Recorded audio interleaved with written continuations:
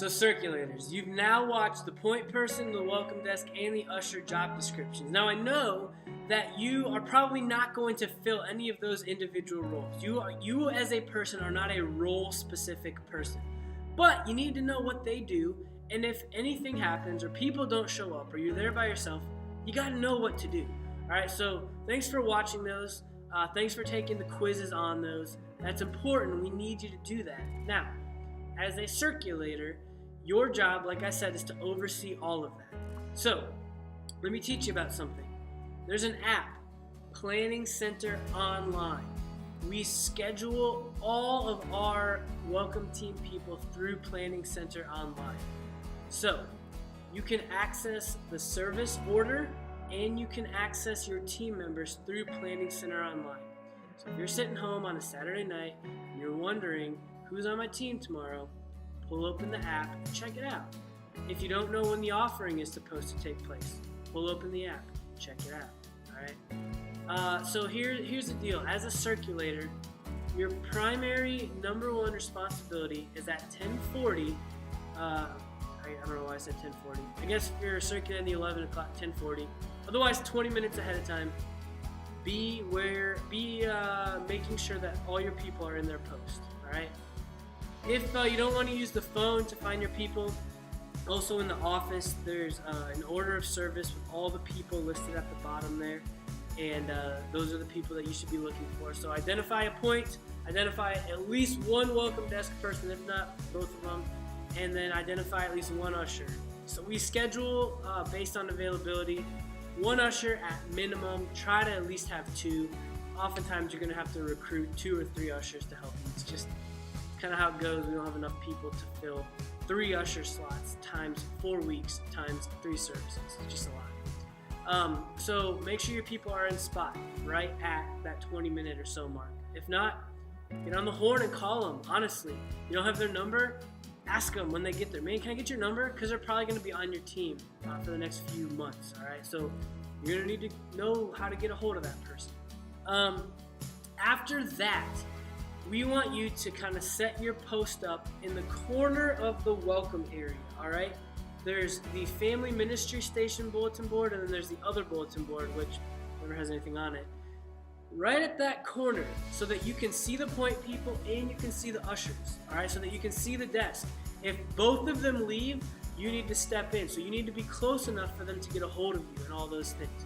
So your responsibility is to get your people at their post so that you can stand there and that you can also be available to your team.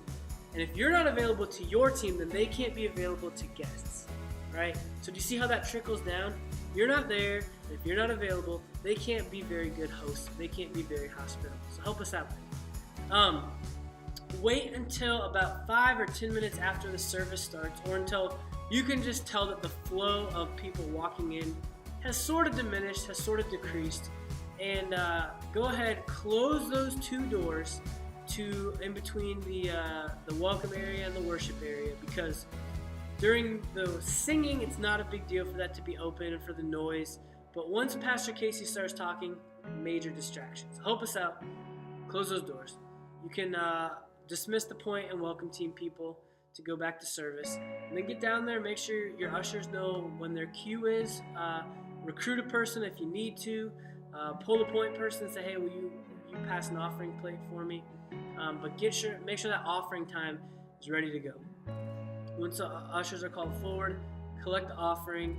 Have all of the ushers dump their money into one basket, yours. Now here, this is important. If you are an 8:30 or 9:45 usher, go into the office, grab the bag, put the money in there, close it, put the money in the safe. If you are an 11 o'clock circulator, you just need to take that loose plate offering stuff upstairs, and that's where they're counting it. All right, so it's a little different. First 2 services goes in the safe. Last service goes up to the counters, and that's where they're counting the money and everything like that. Last thing that we need you to do as a circulator is to get back into the worship center and take attendance. All right, count, physically count. And the best time to do that is right after Pastor Casey started talking, because the band, if they're going to attend service, you'll get their head count. All right. if the band obviously is in there, don't count them while they're on stage. And then say they've already been to service and they leave, you're going to get a better accurate count. So those types of people. Do the count, and then walk back in the office and record that on the little data sheet. Now here's the beauty. I have created a checklist for you. You can click down below, download the checklist, and you can either save that on your camera roll of your phone, or you can print it off and bring it for when you circulate. Once that's done, your job as a circulator is essentially over, except for just kind of being there if anything happens, if you need to ask for help. If you see a guest and you want to grab them on their way back out to reintroduce yourself or introduce yourself for the first time, do that. But those are sort of your very tangible hands-on duty that we need you as a circulator to help us perform. So once again, thank you so much for being a circulator. Thank you for taking this time to watch these video trainings. Hopefully this helped. And again, down below, I'll link to my email. If you have questions, ask me or ask Jason Shell or ask Tim Lemons, either of those guys as circulators, and they'll help you get stuff sorted out. But once again, we love you. You are a crucial part to who we are and what we do as a church. Thanks for serving Jesus in this way.